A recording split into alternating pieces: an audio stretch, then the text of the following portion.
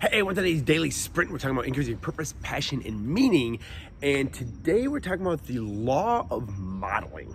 And basically, this is how to get the best from your coach. So if you have a coach or a mentor, or a business coach or a mindset coach, you want to get your very most out of this person. And that puts some responsibility on you. So I love what John Maxwell puts in this, and who better to learn from than the world-renowned, one of the best leadership coaches out there.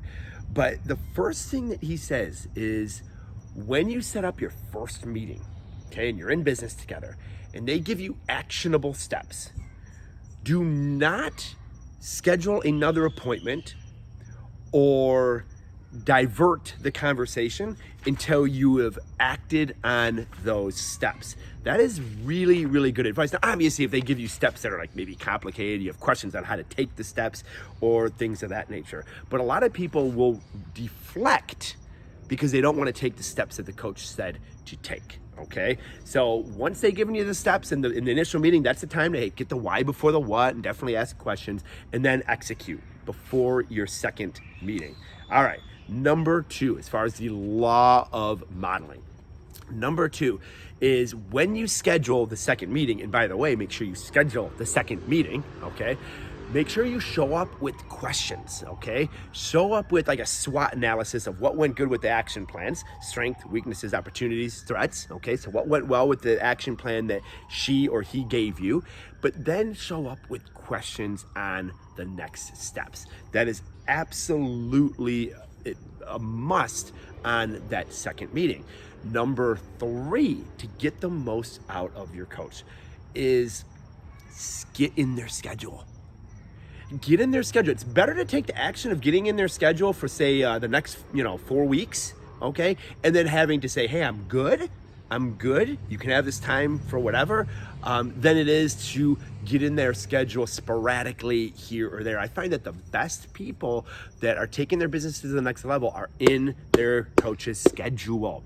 And number 4, this could easily be number 1, but engage with them outside of coaching, okay? I have several people that mentor me, and guess what? I show up to their stuff, okay? I want to be first on their radar. If they're having a Zoom or a couple weekly Zooms, guess who's there, front and center, ready to learn. And guess who typically they'll reach out to, because we're establishing this relationship. Super, super important to engage with them. It's not a robotic type relationship where the coach says do this and you do that, and then you get into financial freedom and time freedom. You want to prioritize a relationship, and to do that, okay, you have to stop trying to be interesting and be interested, okay? Just think about it. If you're a coach, or maybe you're already a coach listening to this, what clients do you like?